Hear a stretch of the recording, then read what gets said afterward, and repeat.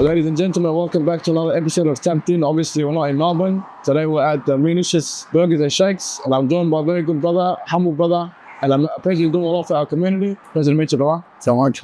Obviously, it's a pleasure, my brother. How did you get into the lifestyle, and how did you find your way out? What was your biggest challenges?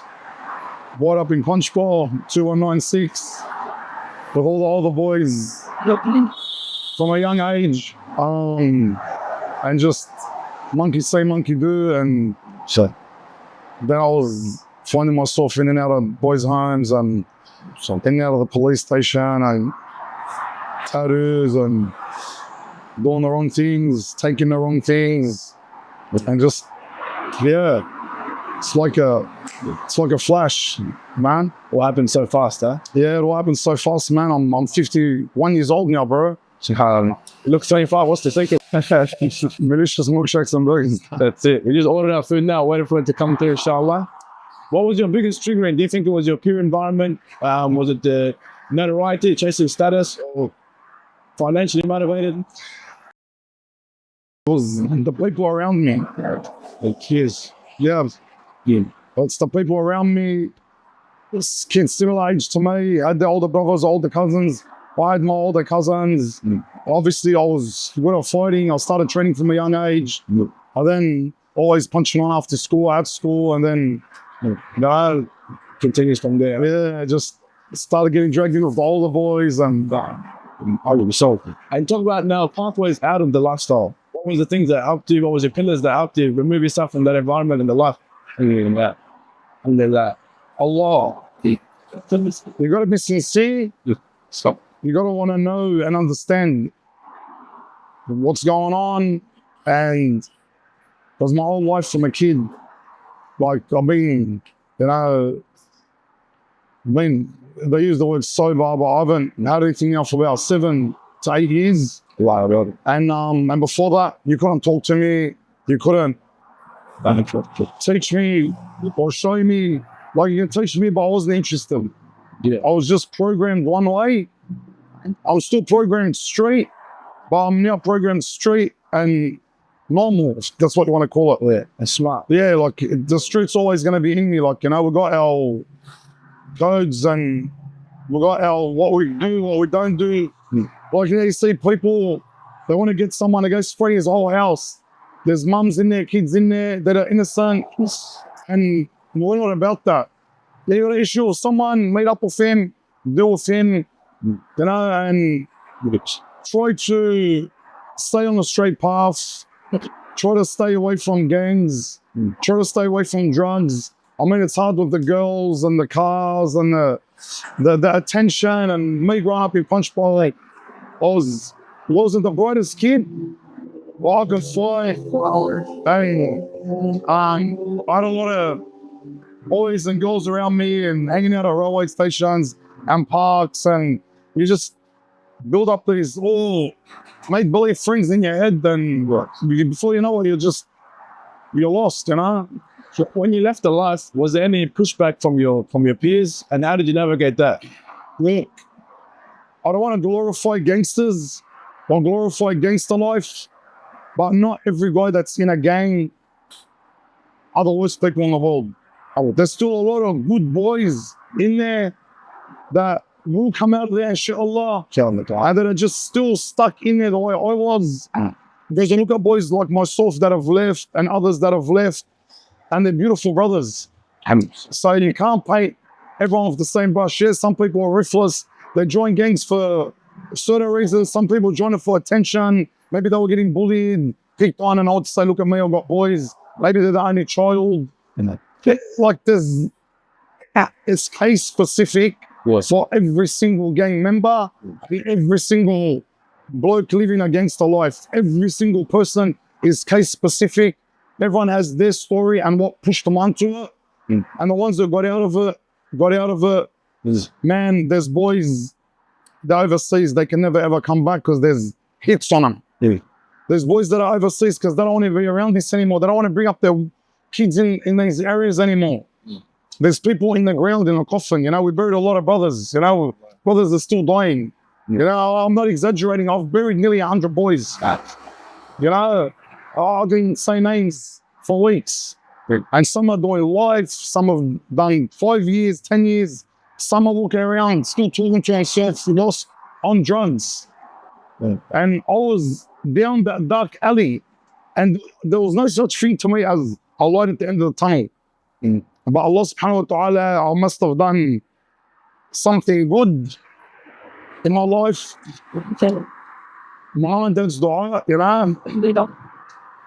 And then I lost my brother in 2016, and you know, and there's a lot of things have happened between then, and yeah, my wife goes, I'm built for, you know what I mean? So everyone plays their own role, and everyone understands who's who in the zoo. And like my advice to the youth, don't join gangs. You know, you might not come out like I did. You know, and I'm not saying I don't have bullet holes in me. I'm not saying I don't have knife wounds in me. I'm not saying I'm not covered in tattoos and I've wasted 30-something years of my life. You know, so not everyone's gonna come out of it. And the thing is, what you put your family through, man, the minute you join that gang, your whole family is involved in that gang. You've just dragged your whole family into it. There's a drama with you and the boys, your family's in danger now. So you gotta understand, it's not about you anymore. Yeah. It's about the people around you. Because boys aren't gonna leave you on your own. Your family aren't gonna leave you on your own. Yeah.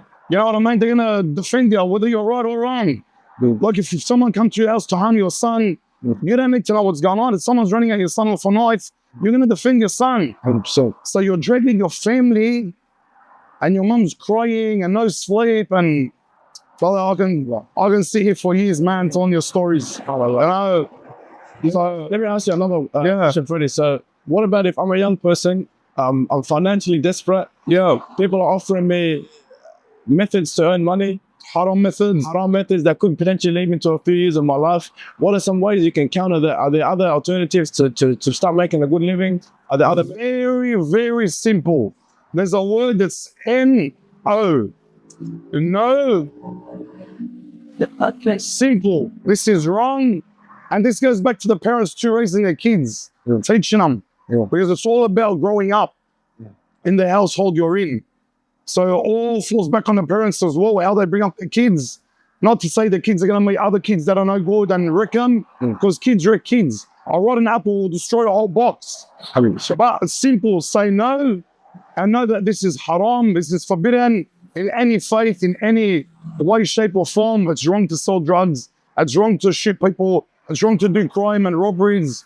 Just go get a job, man. My first job, wallah al-azim, by Allah, I worked for 3 months for free. My dad threw me in a mechanic shop when I was 13 for 3 months for free. Then I went into a smash repair, started earning $20, got to 25, got to 30, 35 a week. A week. But guess what? My dad did it out of love. My dad did it out of love. Now I understand that. You won't understand that till you're a parent and you see your kids going down that track or other kids and you think, wow, you know what I mean? Then you wake up like it's Allah. Yeah, just say no and be a soldier. Because you can be a soldier that way, or you can think you're a soldier that way, but that's the wrong soldier. And then find out later on. I find out later that, or you get blasted just for being in a particular gang. Yeah. Because as soon as a gang's at war with another gang, you're a target, even if you got it from the door for 2 gang members bumping into each other at a restaurant. What are you looking at? What are you looking at? Punch on. There you go. We're the best, we're the toughest. Then, boys, we've got dramas with that club, that crew, that crime family. Now everyone's at war. Now everyone's got to stay strapped. Now everyone's got to watch their back. You don't want to get caught slipping, bro. You get got. And living with that paranoia of having to watch your shoulders all the time, it must be like a lot, you know what I mean? Bro, sleepless nights, anxiety, depression. Like even still till now, you can see I got my back to the wall. I will not sit the way you're sitting, where someone can come from there or there. Everyone knows that. It's just programmed. I cannot sit with my back to a cafe or a street or anything. I know my back's protected and I can see my surroundings. That's just a program that you have to live with for the rest of your life. And now, mashallah, you know, you have your shop. Alhamdulillah. You know, 7 years you've been going hard and learning the right path. I'm trying my best. You're an inspiration to us, brother. Thanks, man. Let you know, alhamdulillah, we give you your flowers before you're in a place where we can't give you the flowers. That's what we believe. And I want to ask you, Freddy, if you could speak to, let's say, 15-year-old version of yourself, or even 17, you could give him 3 things you would want to let him know after all your time and experience now in life. What would you be able to tell him that would maybe save you a bit of time, or, you know, cut for a bit of corners and maybe get to where you are now a little bit earlier? You got talent, you got a big heart, you can fight, you're a strong looking bloke, get in the gym, don't do it on the streets. You got girls all around you, get married in halal. You want to drive a nice car, work for it. And I was got to help you, I know. The war just come to that. I know that. Well, amazing advice, my brother. What can I say, man? And I appreciate you for inviting us to the shop. Now, all good. That's just have faith that Allah, well, whatever you sacrifice for Allah to do the right thing and make your parents happy, mate, the rewards will come. God will not let you down.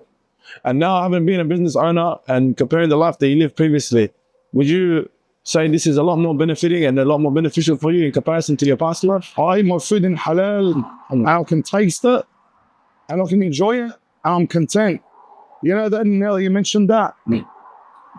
I don't ever remember enjoying a meal and being content. I would always get extras and get takeaway and overeat, and because I was eating in haram, I never enjoyed it, bro. I actually never tasted the proper taste of proper food. It was all haram. I never enjoyed it, bro. And I was spending 2-3 grand trying these restaurants. Nothing ever satisfied me, bro. As if there's a hole in your stomach. Something's missing. Man. Something's missing. Haram will never ever make you content. And on that, does money buy happiness, or can money buy happiness? Money can't buy happiness. Money can deceive you that you're happy. Money can make you buy jewelry, holidays, boats, photos, girls. It's all because you got that. Those same people, if they ring you the next day and you rock up dressed like me and you say, man, I lost everything and I'm in debt, can I borrow $2? They're going to turn around and walk off at the league. It's all an illusion. Brother Freddy, I can't thank you enough. Thank you for giving this wisdom to us and all the viewers at home that'll be watching this. Inshallah, learn from the story, man. And big shout out to Flores. Shout out to Flores. We're waiting for our one too, inshallah. Ladies and gentlemen, I can confirm Freddy Nagi is 100% tapped in and legit as they comes. All I want to do is thank you on behalf of Melbourne. Allah tapped in. I appreciate your time, brother. Much love, bro.